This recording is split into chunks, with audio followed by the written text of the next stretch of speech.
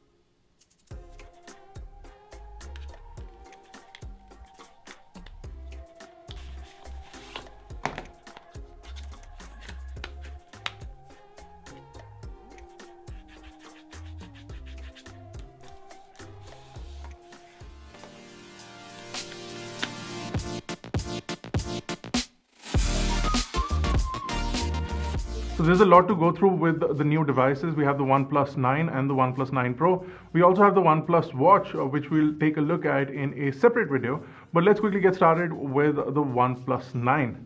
Now, OnePlus has done away with the metal frame. In fact, there is no metal rigidity in the device. The entire frame of the phone is made up of what is called reinforced polymer. So they use fiberglass and polymer to make up the frame of the phone considerably. So now you have basically a composite plastic shell for the OnePlus 9. But it is available in three colors. They're called the Winter Mist, Arctic Sky, and the Astral Black. What we have is the Winter Mist, and it has a purple gradient that moves eventually to black at the bottom. So this color looks nice. The back of the phone is glass, and it is extremely fingerprint friendly. You do have the new HasselBlad camera sort of moniker on the back, and we'll talk a little bit more about the cameras together for both the devices. But you should know that there is a partnership between OnePlus and HasselBlad, if you didn't already know that by now, and they're sort of working together to make the cameras, or to claim to make the cameras better on these devices. So on the front of the device, you have the Sony IMX471 camera. It's a punch hole camera, and it sits on the left of the top of the display. It's a 16 megapixel sensor, which does have an aperture of f2.4. It is based inside a display which is 6.55 inch, and it's an AMOLED display. It's got a 2400 by 1080 pixel resolution at 402 pixels per inch. This has a refresh rate of 120 Hz, which is fantastic. And it does have the P3 color gamut, and it does have Corning Gorilla Glass on it as well. So the display also has an in-display fingerprint sensor, same thing that you saw in the previous generation of the OnePlus 8 devices. On the bottom of the device, you do have the USB-C port, the main microphone, the speakerphone, and the SIM tray. And on the right side of the phone, you have the power button along with the profile switch, which allows you to switch between different profiles on the phone. And there's a noise cancellation microphone on the top of the device as well, and the volume button or the volume rocker on the left of the phone. So on the back of the phone, you do have a Sony IMX689 sensor. It's a 48 megapixel sensor with an f1.8 aperture. And then you also get a IMX766, which is a 50 megapixel sensor with an aperture of f2.2. There's also a monochrome camera, which is a 2 megapixel camera, and you can access that by going through the menu on the phone and changing the filter to the monochrome filter. You'll be able to access it from there. You also have a dual LED flash and the HasselBlad branding, which, like I said, we will talk about a little later, but you should know that there is HasselBlad on this device. Now, running everything on the inside is the Qualcomm Snapdragon 888. This will be one of the best ways to get into the Qualcomm Snapdragon 888 early on in the year. So the only other phone that does have it right now is the Asus ROG Phone 5. And now you have the OnePlus 9, which also has the Qualcomm Snapdragon 888. Now you will get an option of 8GB or 12GB of RAM. Now this is LPDDR5 RAM, and then you also get 128 or 256GB options with a UFS 3.1 storage. You don't get micro SD card expandability, which has been a usual case with OnePlus devices, and that remains the same with this device as well. The phone has a 4500 mAh battery, which does support a Warp Charge 65T. This is one of the fastest charging protocols offered up by OnePlus, and it can charge your phone from 0 to 100% in just 29 minutes. The OnePlus 9 will also support wireless charging, but only in North America and Europe, and that will be a 15-watt charging. The Indian variant does not get wireless charging, and that's an unfortunate downside, but that's what you get, and possibly the price will reflect that. We're making this video before the price announcement, so we'll leave the price of all the phones that are launching in the description below, as well as links to going and buying them or pre-booking them depending on availability, also in the description below. The OnePlus 9 Pro, on the other hand, differs quite a lot from the OnePlus 9 with respect to design, the display, and certain other things, including the camera and battery along with charging. So let's quickly run through some of the bigger changes, and then let's talk about some of the other features that both of these phones share in common. So the OnePlus 9 Pro is going to be the flagship for OnePlus this year, or at least in the beginning of the year, because we possibly will see a T variant later in the year. The OnePlus 9 Pro is available in 3 colors: the Morning Mist, the Pine Green, and the Stellar Black. We have the Morning Mist over here, and this is more a silver whitish color transitioning again to black gradient. This is the only color that doesn't have a frosted finish. If you get the green or the black color, that will have a frosted or a matte finish on the back, which kind of looks nice. It will be very reminiscent of what you saw with the S21 Ultra, and that is basically the color we would recommend that you get, unless you want a lot of fingerprints on the back like we have on this device over here. Now, this also has an aluminum frame versus the fiberglass reinforced polymer frame that you see on the OnePlus 9. So a lot of difference with respect to build quality, definitely more premium materials. On the front also, you have a much more improved display. So they have something called HyperTouch, which does improve the touch latency considerably, and the display does have a touch sampling rate of 360 Hertz versus what you would typically see somewhere around 60 Hertz to 120 Hertz.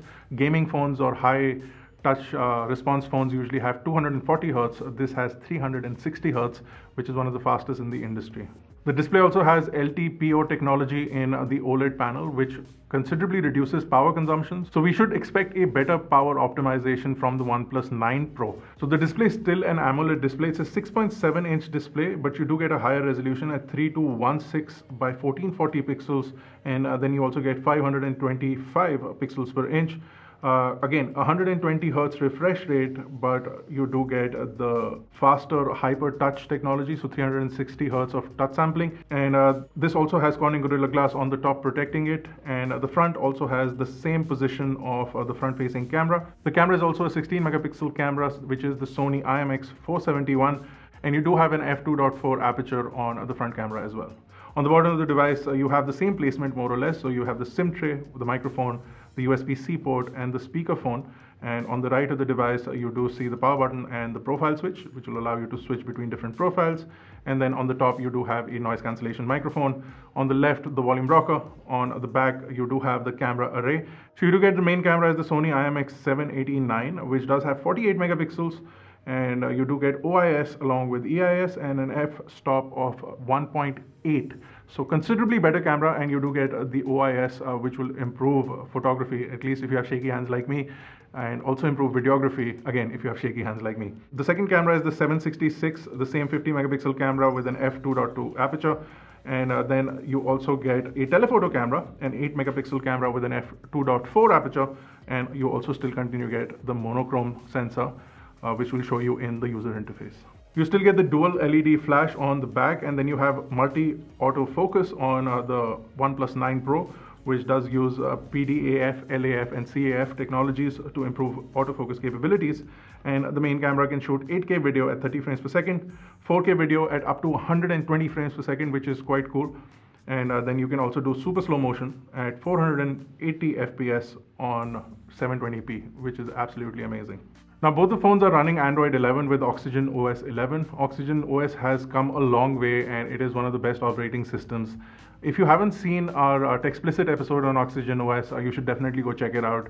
A lot of people enjoyed it, and we would love your feedback on that. And if you would like us to do another episode on Oxygen OS, let us know in the comment section below. But speaking of that, both the phones also have the AMOLED displays. The OnePlus 9 has 1100 nits of brightness, whereas the OnePlus 9 Pro has 1300 nits of brightness.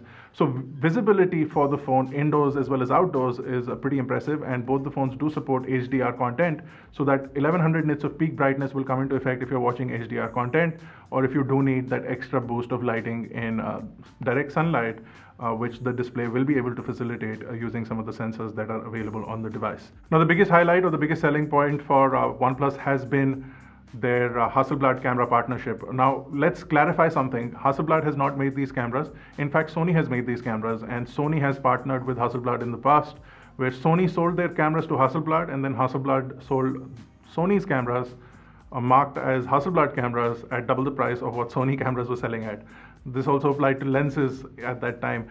But right now what has happened is that the Sony sensors are in the OnePlus, and OnePlus has manufactured this phone with the Sony sensors, and then they've used HasselBlad to help OnePlus tune the colors of the images. So HasselBlad's only role in sort of putting these cameras together is the final tuning of the image processing. The image processing, which is done by Qualcomm's chip, has been configured by HasselBlad, and that basically is the partnership. In reality, what the partnership is more the branding opportunity that HasselBlad gets on the back of the OnePlus device, or in reverse, it is the branding opportunity that OnePlus gets by using HasselBlad's name. So there is a lot that needs to be dissected, and there's a lot that needs to be tested. And we also want to see if the color tuning is really any different from what we've seen in previous generations of OnePlus devices. And if one of my biggest gripes, which was the zoom in failure of OnePlus's phones in the camera user interface, has been fixed. And from some of the initial impressions that we got with both of these devices, there is still a little bit of a difference when you zoom in, and we'll cover more of that in the final review. Now the OnePlus 9 Pro also has an IP68 water resistance rating, so that means that if you are somebody who is prone to going in rain or just dropping their phone in water or something like that, then you would want to go pick that device. It is definitely more durable and more long lasting. And of course, the OnePlus 9 Pro also gets 50 watts of wireless charging. So you do get a 50-watt wireless charger from OnePlus this time around. They'll use the same adapter as the phone comes with. And with that, you can charge your phone up to 50 watts using the wireless charger.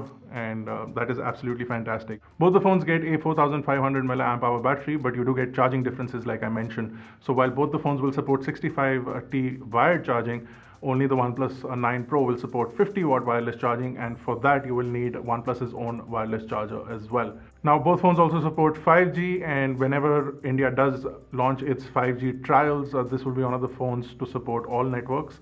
So you will be able to get access to that if you so choose to, and if that is a consideration for getting this device, you should wait for our review for us to fully test out these phones, to come back to you with all of the features and capabilities of these devices.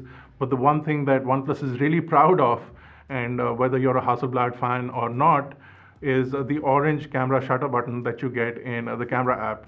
That is what the basic partnership between OnePlus and HasselBlad has been. You get the orange camera shutter button, and you get the HasselBlad brand at the back.